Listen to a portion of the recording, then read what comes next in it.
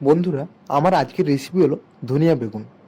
যারা বেগুন মোটেই খেতে পছন্দ করে না তারাও আজকের এই রেসিপিটা দেখার পর এক থালা ভাত নিমেষেই শেষ করে ফেলবে। তাহলে চলুন বেশি দেরি না করে আজকের রেসিপিটা শুরু করছি। নমস্কার বন্ধুরা, আমি কৃষ্ণভাই কিচেনে আপনার সবাইকে স্বাগত জানাই। এই রেসিপিটা বানানোর জন্য আমি এখানে দুটো এরকম মিডিয়াম সাইজের বেগুন নিয়েছি। আর বেগুনগুলোকে সবার প্রথমে আমি জলে করে ধুয়ে নিয়েছি। এরপর একটা ছুরি দিয়ে মাছ বরাবর করে চার খাদি করে এটাকে আমি কেটে নেব। দেখুন যেভাবে আমি করছি এভাবে আপনারাও ছাড়িয়ে নেবেন। এরপর আমি একটা থালার মাধ্যমে সমস্ত কিছু ধুয়ে সাজিয়ে নিয়েছি। এরপর এর মধ্যে সামান্য পরিমাণ হলুদ গুঁড়ো আর সামান্য পরিমাণ লবণ দিয়ে এটাকে বেগুনগুলোকে মাখিয়ে নেব। আর খানিকটা আমি লাল লঙ্কার গুঁড়ো একটু ঝালের জন্য দিয়েছি।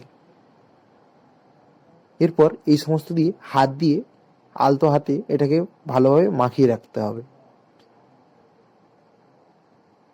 এরপর আমি আরও একটা পাত্রে এটাকে আমি ট্রান্সফার করে নিচ্ছি। এরপর আমি এখানে নিয়েছি 5টে রসুনের কোয়া। আর রসুনগুলোর কোয়াগুলো আমি একটু থেঁতিয়ে নেব, একটা পেস্ট বানিয়ে নেব। এই জন্য একটা নড়া দিয়ে আমি ভালোভাবে এটাকে থেঁতিয়ে নিচ্ছি। দেখুন পেস্টটা পুরোপুরিভাবে রেডি।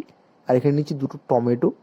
আর টমেটোগুলোকে এরকম প্রথমে মাঝ বরাবর কেটে ছোটো ছোটো আমি খাদি করে নেব।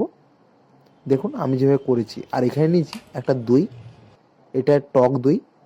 দইটা দিয়ে একটা মিশ্রণ তৈরি করব। এখানে বন্ধুরা আমি টোটাল 3 চামচ মতো দই নিয়েছি। এই দইয়ের মধ্যে সামান্য পরিমাণ 1 চামচ হলুদ গুঁড়ো, 1 চামচ লাল লঙ্কার গুঁড়ো আর 1 চামচ ধনে গুঁড়ো দিয়ে এটাকে আমি ফেটিয়ে নেব।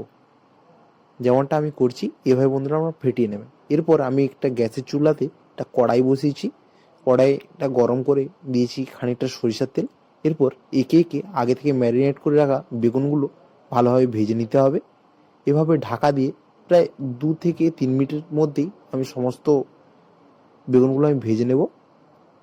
যেহেতু আগে থেকে বন্ধুরা নুন হলুদ মাখিয়ে রেখেছিলাম তাই ভাজতে বন্ধুরা বেশি সময় লাগেনি। এভাবে লাল মুছে করে ভেজে নিতে হবে। এরপর ওই কড়াইয়ে আমি আরও খানিকটা সরিষার তেল দিয়েছি আর দিয়েছি ফোড়নেছি গোটা জিরে আর একটা কাঁচা লঙ্কা আর আগে থেকে কুচিয়ে রাখা টমেটো। টমেটো দেওয়ার পর খানিকক্ষণ নাড়াচাড়ার পর আমি আগে থেকে রসুন বাটাটাও এর মধ্যে আমি দিয়ে দিচ্ছি। এরপর খুন্তি দিয়ে নাড়াচাড়া করতে হবে। আর এখানে আমি আগে থেকে যে দইয়ের মিশ্রণটা তৈরি করে রেখেছিলাম সেটাই এর মধ্যে দিয়ে দিচ্ছি। আর এদিকে আরও একটা আমি মশলা বানিয়ে নেব। এর জন্য নিয়েছি খানিকটা বেশ কয়েকটা ধনে আর নিয়েছি কাঁচা লঙ্কা। এটা একটা আমি মিক্সি জারে দিয়ে একটা পেস্ট বানিয়ে নেব। এরপর ওই মিশ্রণটাকে আমি ওই আগে থেকে কষিয়ে রাখা মশলার মধ্যে আমি দিয়ে দেবো। দিয়ে মশলার মধ্যে দিয়ে এবারে খুন্তি দিয়ে 2 থেকে 3 মিনিট ধরে এটাকে নাড়াচাড়া করতে হবে। দেখবেন মিশ্রণটা বেশ কত সময় গাঢ় হতে আসছে আর উপরে তেল ভেসে এসছে। তখন ভাবতে হবে যে মশলাটা পুরো কষানো কমপ্লিট হয়ে গেছে। এরপর একে একে আগে থেকে ভেজে রাখা বেগুনগুলো উপর দিয়ে দিতে হবে। এবার বেগুনের মধ্যে আলতো হাতে খুন্তি দিয়ে নাড়াচাড়া করে বেগুনের মধ্যে ওই আগে থেকে যে মশলাটা করে রেখেছেন ওটা ভালোভাবে মিশিয়ে নিতে হবে। দেখবেন যেন কোনোভাবেই না বেগুনটা ভেঙে না যায়। এরপর ঢাকা দিয়ে 2 মিনিটের মধ্যেই তৈরি হয়ে গেল আমাদের এই ধনিয়া বেগুন।